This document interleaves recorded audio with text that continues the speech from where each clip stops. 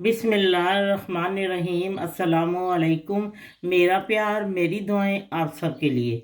आज जो मैं आपको रेसिपी दे रही हूँ ईद के हवाले से, थोड़ी लेट हो गई हूँ, लेकिन जो मैं आपको आज खीर की रेसिपी दे रही हूँ, बहुत टेस्टी और मुनफी स्टाइल रेस्टोरेंट में जो खीर आप लोग खाते हैं और कहते हैं इतनी टेस्टी, इतनी उस जैसे पका पका गाढ़ी, नहीं, वो पका पका के गाढ़ी नहीं की। आज मैं आपको बताती हूँ कि वो क्यों वो ब्राउन कलर की होती है और वो कैसे वो बनाई जाती है। ये रेस्टोरेंट की है और ये मुझे आंचू ने दी है।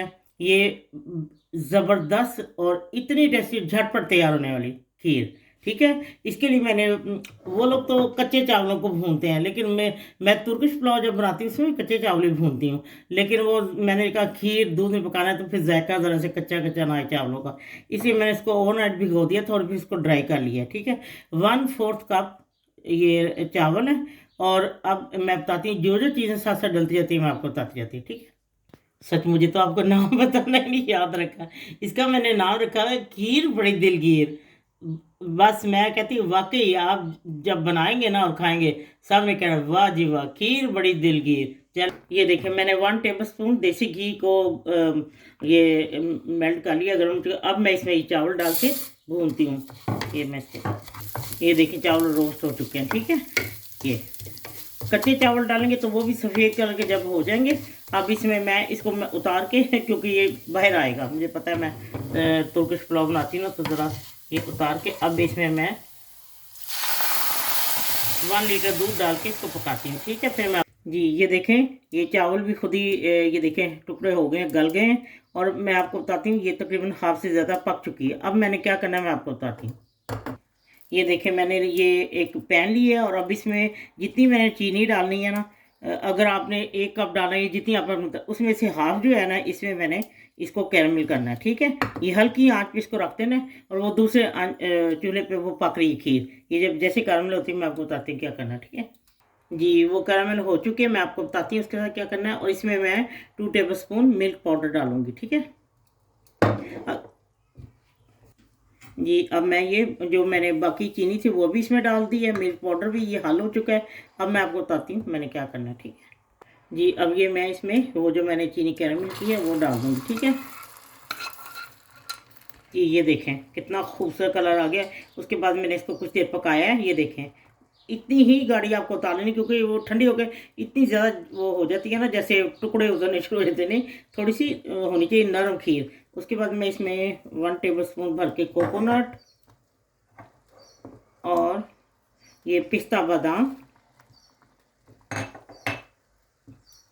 और मैं अब इसमें डालती हूँ कुल्फ़ा एसेंस। ठीक है, 3 टेबल स्पून। अगर आप उसका वनीला है वो डाल, लेकिन जो कुल्फ़े का है ना उसका तो बहुत ही खूबसूरत जो है ना खीर का जो जायका है ना वो बहुत ही दुबाला हो जाता है, ऐसे होता है हम लोग आइसक्रीम खा रहे हैं। चलें ठीक है, ये तैयार हो चुके हैं और अब मैं आपको डिश आउट करके दिखाती हूँ। ठीक है।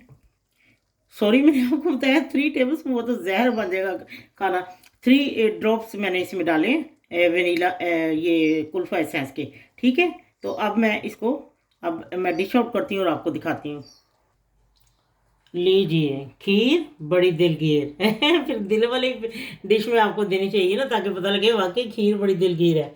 तो ठीक है, ये मैं आपको एक बता दूं बात कि जो कैरामल हम करते हैं ना, उसमें जब हम उसको खीर में मिक्स करते हैं तो डरने की जरूरत नहीं, ओहो ये तो गुठली सी बन गई है या ऐसे, वो कोई मसला नहीं है। जब आप उसको मिक्स करेंगे तो आराम से हल हो जाती है। और उसके बाद ये है कि जो फ्राई पैन में रह गई कैरामल, तो थोड़ा सा दूध डाल के या खीर गरम गरम डाल के उसको आप डाल सकते हैं। और चीनी मैंने 1/2 कप से 1 टेबल स्पून ज़्यादा लिया है। आप अपने मुताबिक कम या ज़्यादा कर सकते हैं।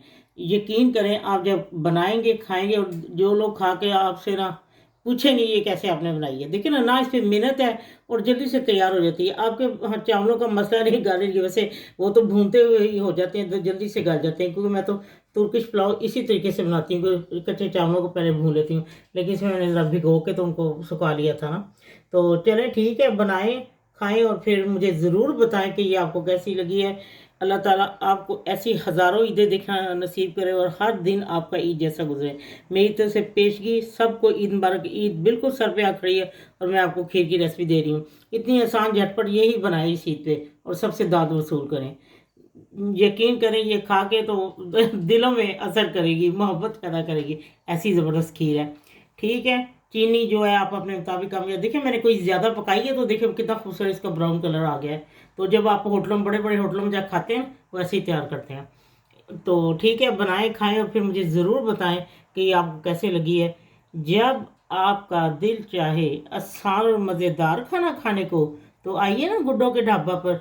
ये जो मैंने किया है, ये नारियल कोकोनट है, इसको मैंने थोड़ा सा रूह अफ़ज़ा या जो आपके पास है, मेरे पास तो रूह अफ़ज़ा होती है क्योंकि मैं खुद घर में तैयार करती हूँ, उसको डाल के उसके अंदर मिक्स करके तो हल्का सा ये हो गया। ये कोकोनट है और ये बादाम से मैंने फूल बनाया, और ये साथ मैंने ये मीठे पर्स होते हैं, ये बहुत मज़े के लगते हैं। चलें ठीक है, आप अपने मुताबिक इसको डेकोरेट कर लें। प्लीज़ सब्सक्राइब करना, लाइक करना और कमेंट्स देना ना भूलें। अल्लाह हाफिज़।